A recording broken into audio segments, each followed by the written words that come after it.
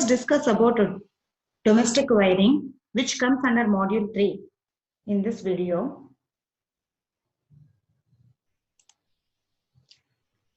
The topics that we are going to discuss in this video are introduction about domestic wiring, service mains, meter board and distribution board, about concealed conduit wiring, and two-way and three-way control of a lamp.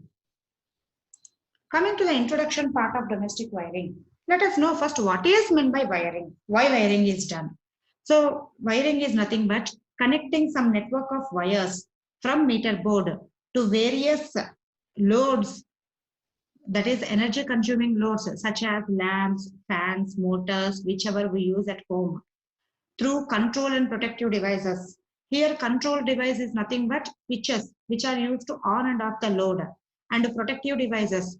All the wiring is done with a protective device. For each circuit there will be a protective device in your distribution board, which is known as MCBs or fuses will be there for efficient distribution of power. So this is known as electrical wiring. And this electrical wiring is done in all residential and commercial buildings to provide power for lights, fans, motors, pumps, and other domestic appliances. So this is known as domestic wiring.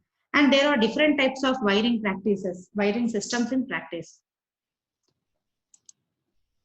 Now let us see what is meant by service mains. The supplier's distribution system.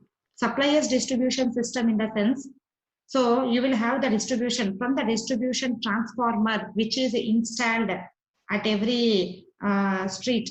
So you will be given supply from that distribution transformer which comes under the supplier's distribution system. So from there the power is drawn to the power is given to the consumer through overhead lines or by means of underground cables. The line bringing the electrical power from the supplier's low voltage distributor up to the energy meter is installed at the consumer premises is called service mains. So you can see from the near street pole, you will be drawing a wire. Either you will connect it through the overhead line or through the underground cable to your energy meter. So this all comes under the category of service mains. Therefore, service mains may be through underground cables or overhead conductors.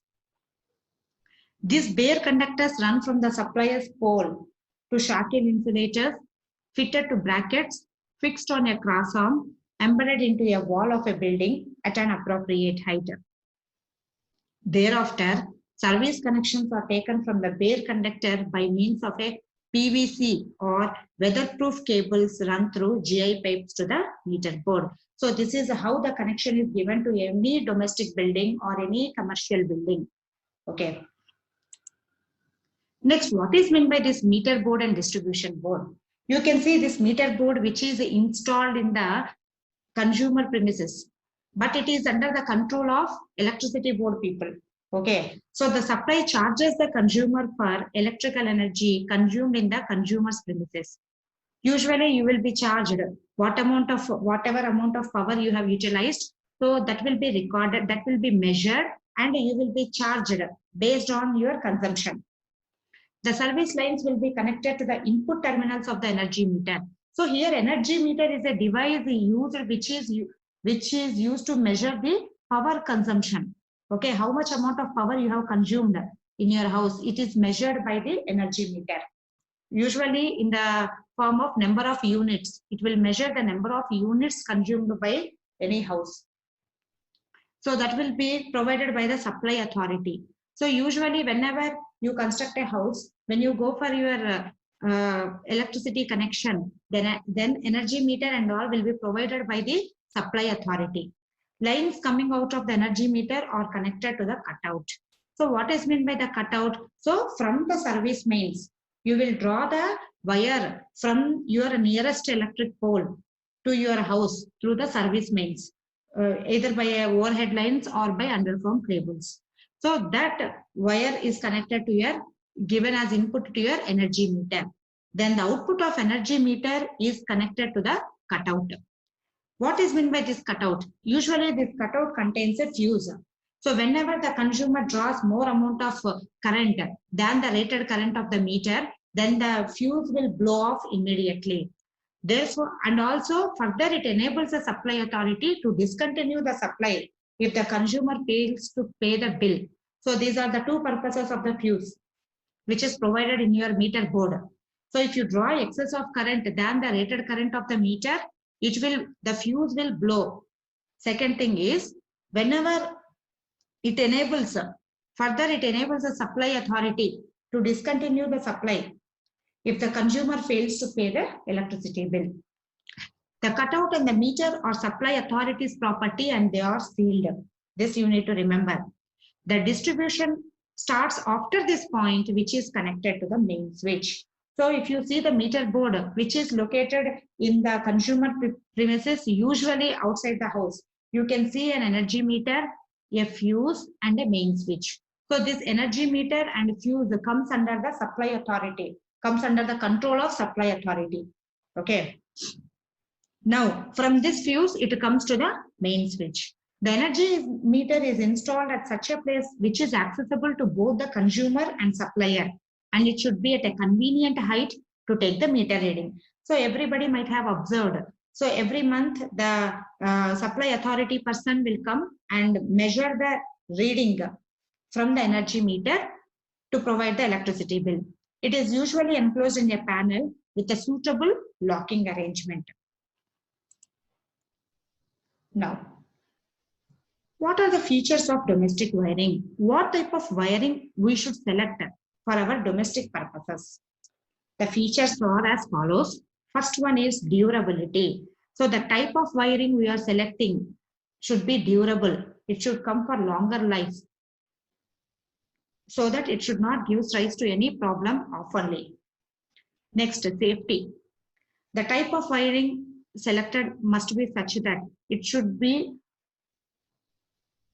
provide proof from giving any shock, probably electric shocks. Appearance. Electric wiring should not spoil the interior beauty of the building. Therefore, it should give more elegant look. Like that, we should select the wiring. Cost. It should be affordable and should not be optimum, along with taking the above features into account. Accessibility. The switches and the plug points provided should be easily accessible and nearer to places where the appliances are usually kept. So this you might have seen. So wherever we have kept the electrical appliances in the houses, the switches will be provided nearest to that.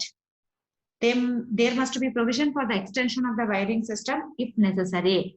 In future, if you have the plan of using so many electrical appliances, then we should provide that facility for the future. Maintenance cost. The maintenance cost should be as small as possible. So keeping all these features in mind, we should select the wiring for our domestic purposes.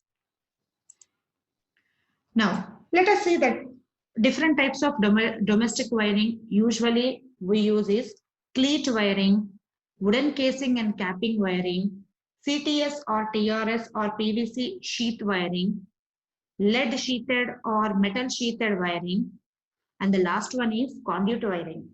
Again, in conduit wiring, we have two types: surface or open conduit type, recessed or concealed conduit type. In this, we are going to mainly discuss on concealed conduit wiring. What is meant by a concealed conduit wiring? The conduits will be hidden inside the walls. Okay. So inside the wall or roof or floor with the help of a plastic, that is PVC, or metallic, that is iron piping. So such a type of wiring is known as concealed conduit wiring. So the word concealed means hidden. The conduits are not visible. Okay, when the house is constructed, before the plastering is done, the conduits are installed, and the wiring is drawn inside these conduits. Okay. It is so this type of wiring is most popular, beautiful, stronger, and common electrical wiring system nowadays. So wherever we see, we will employ. So that is why nowadays we see, we will not see any wires in our houses or in the commercial buildings. Okay. Now let us see what are some advantages of concealed conduit wiring. It is the safest wiring system because it is hidden inside the walls. We are not going to touch any wire, so it is safe. Appearance is very beautiful. No risk of mechanical wear and tear and fire in case of metallic pipes. If we use metallic pipes, there is no risk of mechanical wear and tear because they are hidden inside the walls. And repairing and maintenance is easy. It is safe from corrosion because it is hidden. In case of a PVC conduit, it is safe from corrosion. It is not exposed to air. It can be used even in humid, chemical effect and smoky areas. No risk of electric shock. We are not going to touch any conduits. It is sustainable, reliable, and popular wiring system. Nowadays, wherever you see, we are using this concealed conduit wiring system. Along with the advantages, whatever we have discussed, there are certain disadvantages of this concealed conduit wiring system. The first disadvantage is it is expensive wiring system because first we need to lay these conduits inside the walls. Then we need to draw the wires. It is not so easy. Fault detection is difficult. Whenever there is a damage in any wire, we cannot trace out where the damage has occurred. Installation is not easy and requires time. Okay, so placing the conduit is easy, but drawing the wires through the conduit from one point to another point is a difficult task. Risk of electric shock. So if we use metallic pipes without proper earthing system, if proper earthing is not provided, then there is a risk of electric shock. And also under wet conditions, very complicated to manage additional connection in the future. If you want to go for any further connection, then it is not easy to draw a new wire because already it is concealed or hidden inside the walls and the walls are already built. So these are certain disadvantages which we meet with this concealed conduit wiring. But when we compare to the advantages and disadvantages, nowadays the mostly used wiring system is the concealed conduit wiring, even though it has certain disadvantages, because advantages are more when compared to that of disadvantages. Now coming to this two-way and three-way control of a lamp. So we have many lamps located in the house, in our house areas or in our commercial buildings or domestic buildings, wherever you see, not only house, not only lights, fans, everything. There may be some cases where we need to operate a single light from 2 points. For such cases, we require this two-way control of a lamp and three-way control of a lamp. Okay, so for example, if you take the example of a staircase, when you are about to climb the staircase, you need to switch on the light. And after going to the next floor, you have to switch off that same lamp, same light. Then you need one more control on the upper floor. So the lamp is only one, but you require two controls. So here comes the requirement of a two-way control. Similarly, you see big corridors or large halls where you need to control a single lamp from 2 or 3 different locations. Then we require the use of this two-way control and three-way control of lamps. Now let us see how this two-way control of a lamp. Usually, so this two-way control of lamp is usually used in staircase lighting. This is the most popular place where we will use this two-way control of a lamp. It is also used in bedrooms, big halls. You can observe where are the other applications of this two-way control. Now just to see the connection here. So we have a lamp. So this is a lamp. And here there is a switch called S1 and a switch called S2. These two switches are called two-way switches. So here we are controlling a single lamp from 2 different locations. Therefore, it is known as a two-way control of a lamp. So here for this circuit, we are taking a single phase AC supply. Usually this single phase AC supply is 230 volts. The voltage rating is 230 volts at a frequency of 50 hertz. Okay, so the two polarities are marked as phase and neutral, and this is called as DPST, double pole single throw switch. Now let us see, depending upon the positions of these switches S1 and S2, how can we control the lamp? Okay, so for the switch S1, you can see there is position 1, position 2. Similarly, for switch S2, position 3 and position 4. Now, look to the truth table which is given adjacent to this figure. Now see here, first column, position of S1. If the position of S1 is 1, we are fixing this position of S1 to this here. Now, position of S2 will vary. Let us see, the first position of S2 is at 3. Okay, position of S1 is at 1, position of S2 is at 3. Now, you can see here, there is a continuity in the supply. So here the current flows like this. Therefore, when there is a continuity in the supply or continuity in the current flow, obviously the lamp glows. Therefore, if you see what is the condition of lamp, it is on.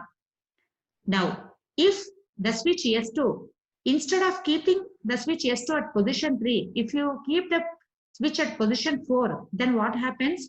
The current flows from the switch from position 1 and goes and stop here.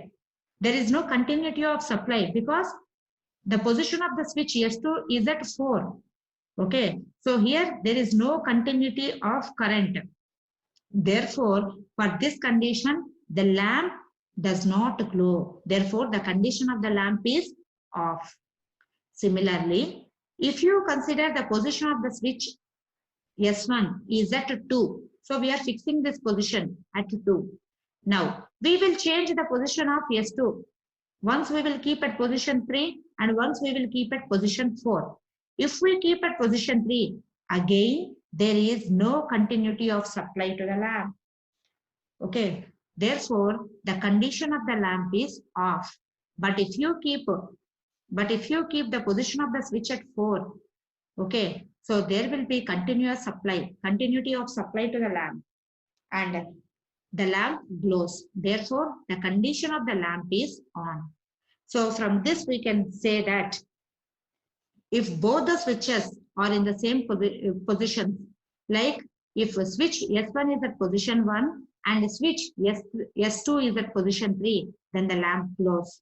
Or if the switch S1 is at position 2 and the switch S2 is at position 4, then the lamp glows. For other conditions, the lamp will be in the off condition. This is how we can control a lamp from two different locations. Okay, so this is known as two-way control of a lamp. Similarly, let us see what is meant by this three-way control of a lamp. Three-way control of a lamp in the sense we are controlling a single lamp from 3 different locations. To control from 3 different locations, we require 3 switches. Now you can see in the figure here, see here, the switch S1 is at one location, the switch S2 is at different location. These switches S1 and S2 are two-way switches. And the middle switch S3, the middle switch S3 is known as intermediate switch. And this intermediate switch you can see here, this intermediate switch has 4 terminals. Okay, so A, B, C, D. Whereas the two-way switches have 3 terminals. Whereas the intermediate switches has 4 terminals, that is A, B, C, D. This intermediate switch is a rotatory type of switch. It's a rotary switch. Okay. Now, depending upon this switch positions, let us see the condition of a lamp. Now, this is the first condition. Whichever is shown in the figure is the first condition. So, what does this condition says? So, in this condition, A and B are connected. Observe the intermediate switch. A and B are connected and C and D are connected. That means this is considered as a straight connection of intermediate switch. If the intermediate switch is straight connected, now see the position of switch. This is first column is position of S3, second column is position of S1 and position of S2. If position of S3 is at one position, S3 in the sense intermediate switch, one position means both the terminals are straight connected. That means AB are connected and CD are connected. Now, what is S1? S1 is at position 1. You can see, observe the tabular column. S1 is at 1. S3 is at 3. Then condition of the lamp will be on, because from position 1, the current flows like this. So there is a continuity of supply.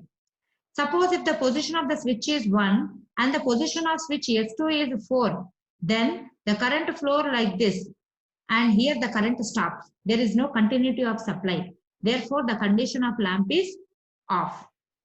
Now, suppose if the position of switch S1 is at 2 and the position of S2 is at 3, then the current flows like this.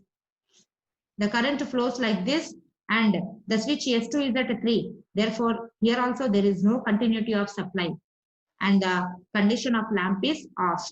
Now, if the last condition, if the position of switch S2 is at 2 and S3 is at 4, then the current flows like this. So therefore, there is a continuity of supply and the condition of lamp is on. Now, let us see one more connection, that is cross connection. What is a cross connection? Here we are cross connecting the terminals in the intermediate switch. You look into the intermediate switch. In this now, AD are connected and BC are connected. This is known as cross connection. So this position we mark it as position 2. Now see the tabular column.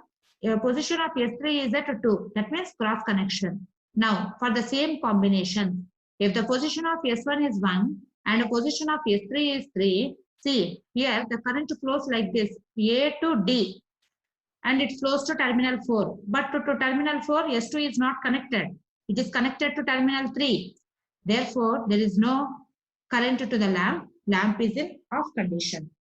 Now, position of S1 is at 1 only, and position of S2 is 4.